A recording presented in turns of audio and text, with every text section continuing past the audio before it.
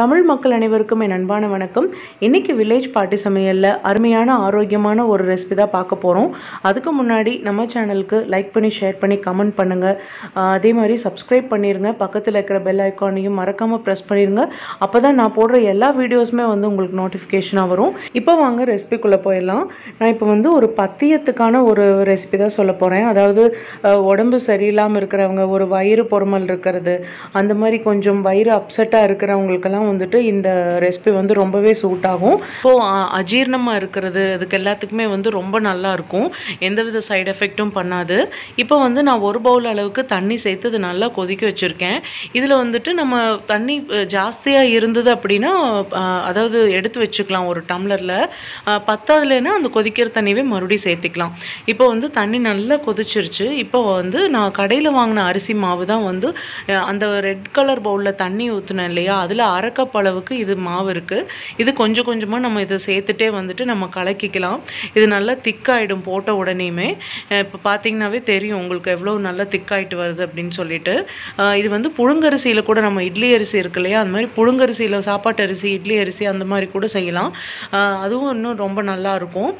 அஜீரணத்துக்கு ரொம்ப நல்லாயிருக்கும். அதாவது லைட்டாக சாப்பிடு அப்படின்னு சொல்லுவாங்க இல்லையா டாக்டர்ஸ் எல்லாம், அந்த மாதிரி சமயத்தில் இந்த கொழக்கட்டை நம்ம கொஞ்சம் வெரைட்டியாக சாப்பிட்ட மாதிரியும் இருக்கும். அதே சமயத்தில் நம்மளுக்கு வாய்க்கும் பிடிக்கிற மாதிரி இருக்கும். இதிலே நான் 1.5 டீஸ்பூன் அளவுக்கு உப்பு சேர்த்துருக்கேன். ஒரு 1/4 டீஸ்பூன் அளவுக்கு சீரகம் சேர்த்துட்டு இதிலே ஒரு டீஸ்பூன் அளவுக்கு ஓமம் எடுத்திருக்கேன். இதை நல்லா கையில் வச்சு நல்லா இதை க்ரஷ் பண்ணிவிட்டு அப்புறமா சேர்த்தோம்னா தான் அந்த ஃப்ளேவர் ரொம்ப நல்லா இறங்கும்.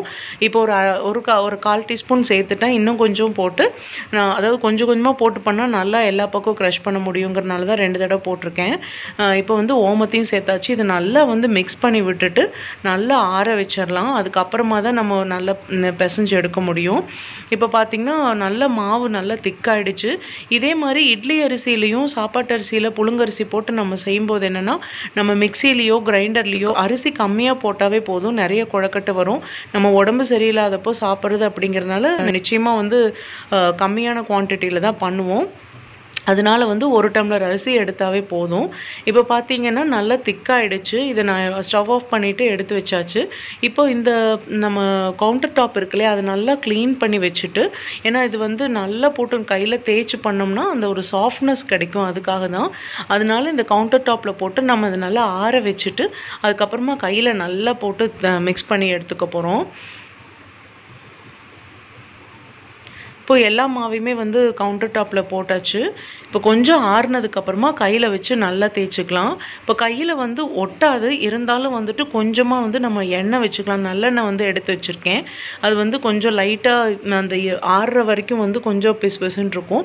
அதுக்காக கையில் ஒட்டாமல் இருக்கிறதுக்காகன்னு எடுத்து வச்சுருக்கேன். இப்போ ரொம்ப சுடுது, அதனால கையில் கொஞ்சம் பரப்பி விட்டுட்டு நம்ம நல்லா ஆறுனதுக்கப்புறமா நம்ம பிசைஞ்சு எடுத்துக்கலாம். இப்போ பார்த்திங்கன்னா உங்களுக்கே தெரியும் மாவு எவ்வளோ சாஃப்டாக இருக்குன்னு பாருங்கள்.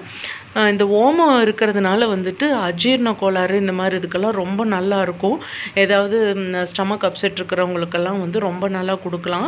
ஒரு ஸ்நாக்ஸாக கூட இதை கொடுக்கலாம். ஈவினிங் டைமில் ஒரு மீலாக கொடுக்காம ஒரு ஸ்நாக்ஸ் மாதிரியாக கொடுத்தோம்னா சின்ன குழந்தைங்களுக்கெல்லாம் ரொம்ப பிடிக்கும். இப்போ பார்த்திங்கன்னா நல்லா மாவு ஆறிடுச்சு. இதை கையில் வச்சு நல்லா அழுத்தி தேய்ச்சி விட்டுட்டு நம்ம இதை கொழக்கட்டை மாதிரியாக பண்ணிக்க போகிறோம்.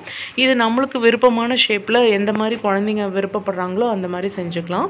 இப்போ நான் ஜஸ்ட்டு உருண்டை பண்ணிவிட்டு நடுவில் ஒரு சின்னதாக ஒரு ப்ரெஷர் கொடுக்க போகிறேன், அவ்வளோதான். இப்போ மாவு பார்த்திங்கன்னா நல்லா சாஃப்டாக பிசைஞ்சு எடுத்தாச்சு. இதை ஒரு 2-3 பாகமாக பிரிச்சுட்டு நம்ம கொஞ்சம் கொஞ்சமாக இந்த மாதிரி திரட்டி எடுத்து வச்சுட்டு, நான் இந்த ஸ்டீமரில் தான் இந்த மாதிரி ஒரு சின்ன பால் சைஸுக்கு எடுத்துகிட்டு நடுவால் ஒரே ஒரு குழி மாதிரி பண்ணிவிட்டு அதை அப்படியே வச்சுட்டேன். ஸோ இந்த புதுசாக இட்லி பானை வாங்கியிருந்தேன் இல்லையா, அதனால இந்த ஸ்டீமர் இருந்தது. நம்மளுக்கு இதில் நிறையா அந்த ஹோல்ஸ் இருக்கிறதுனால சீக்கிரமாக ஆகிடும் அப்படின்னு சொல்லிட்டு இந்த பிளேட்டில் வச்சுருக்கேன்.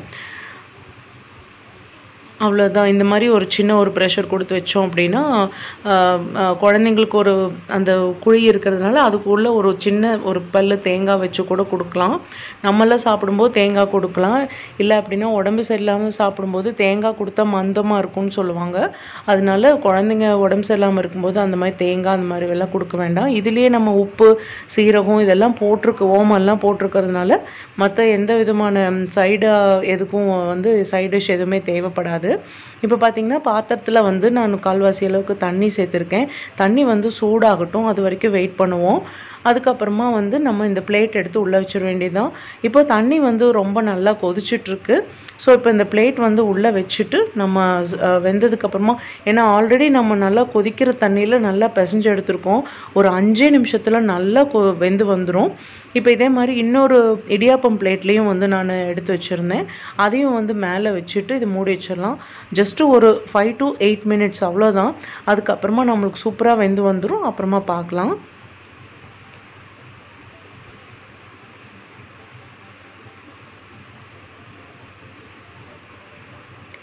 இப்போ வந்து நல்லா வெந்துருச்சு கொழக்கட்டை. இப்போ நான் ஒரு டூத்பிக் வச்சு உங்களுக்கு குத்தி காமிக்கிற பாருங்கள். ரொம்ப சூப்பராக வந்து எந்த டூத்பிக்கில் ஒட்டாமல் அவ்வளோ நல்லா வந்திருந்தது. ஏன்னா ஏற்கனவே மாவு நல்லா வெந்துருச்சு. ஜஸ்ட்டு வந்து இது நான் இன்னொரு ஆவியில் வச்சு எடுக்கிறோம், அவ்வளோதான். இப்போ பார்த்திங்கன்னா டூத்பிக்கில் எதுவுமே ஒட்டவே இல்லை.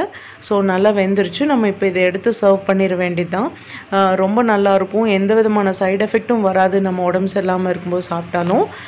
புழுங்கல் அரிசியில் பண்ணும்போது இதே மாதிரி ஒரு 5லேருந்து 8 நிமிஷத்துக்கு நம்ம வச்சோம் இல்லையா, புழுங்கரிசியில் பண்ணும்போது வந்து நம்ம ஒரு இன்னும் 2-3 நிமிஷம் எச்சா வச்சுக்க வேண்டியதான். ஒரு 10 நிமிஷம் வரைக்கும் வச்சோம்னா சரியாக இருக்கும். ஏன்னா தண்ணியில் போட்டு நம்ம மாவாட்டம் எப்பயும் தோசை மாவு காட்டுற மாதிரி ஆட்டி தான் வந்துட்டு நம்ம கொதிக்கிற தண்ணியில் போட்டு இதே மெத்தடில் செய்வோம்.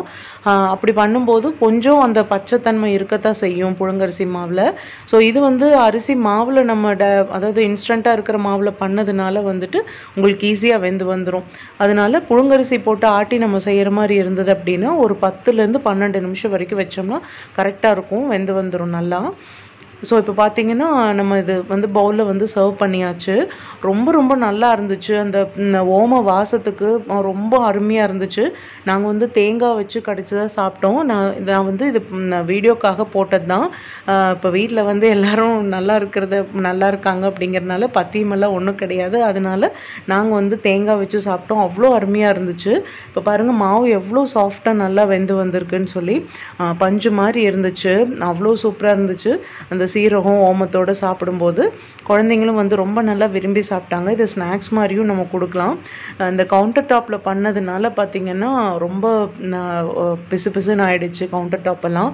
அதனால நம்ம ஆஸ் யூஷுவல் நம்ம ஹோம் லிக்விட் நான் ஏற்கனவே வீடியோவில் போட்டிருக்கேன் இல்லையா, அந்த மாதிரி ஹோம் லிக்விட் வச்சு தான் வந்து இது நல்லா ஒரு தடவை தண்ணியில் ஊற வச்சுட்டு அதுக்கப்புறமா அந்த ஹோம்மேட் லிக்விட் போட்டு எல்லாம் ஸ்க்ரப் பண்ணி விட்டுட்டு எல்லாம் க்ளீன் பண்ணியாச்சு. ஸோ இந்த ரெசிபி உங்களுக்கு பிடிச்சிருக்கும்னு நினைக்கிறேன், நம்புகிறேன். அதே மாதிரி வில்லேஜ் பாட்டி சமையலுக்கு மறக்காமல் லைக் பண்ணி ஷேர் பண்ணி கமெண்ட் பண்ணுங்கள், சப்ஸ்கிரைப் பண்ணிடுங்க. அப்போ தான் நான் போடுற எல்லா வீடியோஸுமே உங்களுக்கு வந்து நோட்டிஃபிகேஷனாக வரும். ஆல்ங்கிற பட்டனையும் மறக்காமல் ப்ரெஸ் பண்ணிடுங்க. மீண்டும் இதே மாதிரி ஒரு சத்தான ஆரோக்கியமான சமையலோட வில்லேஜ் பாட்டி சமையல் சந்திக்கிறேன். அது வரைக்கும் நன்றி, வணக்கம். பாய் ஃப்ரெண்ட்ஸ், தேங்க்ஸ் ஃபார் வாட்சிங்.